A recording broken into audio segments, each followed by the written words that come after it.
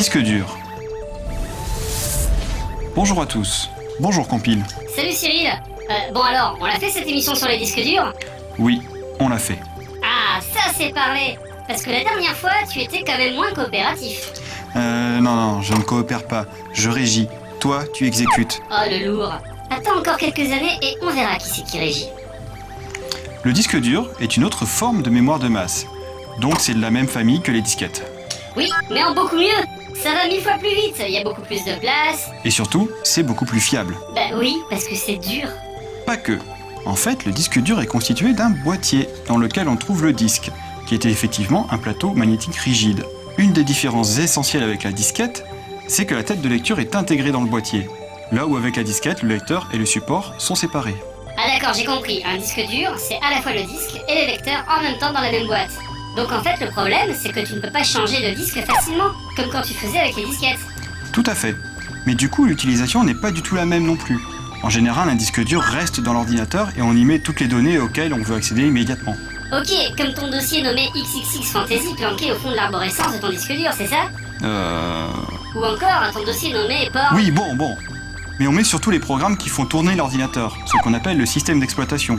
C'est Windows, macOS ou Linux par exemple. Donc pour résumer, un disque dur, c'est vraiment qu'une grosse disquette. Du point de vue de l'organisation des données sur le disque, oui, car il y a aussi des pistes et des secteurs. Par contre, comme on ne peut pas changer le plateau, la tête de lecture est beaucoup plus optimisée que pour une disquette, et la densité des données est beaucoup plus élevée. Ouais, ça veut dire qu'on peut mettre bien plus d'informations sur le disque. Forcément, il est dur, donc on peut l'aborer pour faire des sillons plus fins. Et l'autre petit détail, c'est que comme on a plus de place, on peut mettre plus de disques. On dit qu'il y a plusieurs plateaux dans le disque dur. Donc si on met 3 plateaux par exemple, on aura 3 fois plus de place. Par contre, il faut mettre 3 fois plus de têtes de lecture aussi. Bon, on a fait le tour là. C'était un peu léger, Cyril, non? T'as pas fait d'historique, t'as dit que des trucs que tout le monde sait. Je sens que ça va gueuler sur le forum. Ah bah oui, mais on prépare les 3 ans de la chaîne aussi, je peux pas tout faire. Je vais quand même terminer sur un petit point amusant que tout le monde ne sait pas. Savais-tu que la tête de lecture ne touche pas le disque dur en réalité? Oui, je le savais, parce que je peux te dire, quand ça touche, ça me gratouille à fond dans le disque. Et oui, la tête de lecture est maintenue à distance grâce au déplacement d'air généré par la rotation du plateau.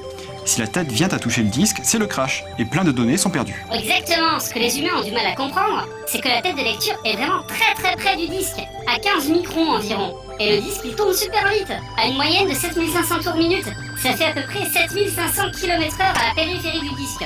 En gros, c'est comme si un croiseur impérial de Star Wars volait à plein régime à 1 mm de l'étoile de la mort. Et là, je pense que nos téléspectateurs ont compris pourquoi il ne faut pas secouer un disque dur allumé. Il existe cependant une nouvelle génération de disques durs dans lequel il n'y a pas de disque, qui s'appelle les disques SSD. Ça veut dire Solid State Drive, et ce n'est pas le titre de la nouvelle saison de Ghost in the Shell. Dans un disque SSD, on a remplacé toute la mécanique par de la mémoire flash. L'avantage, c'est qu'on ne risque plus de crash. Mais il y a plein d'autres inconvénients, notamment le fait que la durée de vie est moindre et qu'ils sont beaucoup plus chers. Ok, les données ont été traitées. Sauvegarde en cours.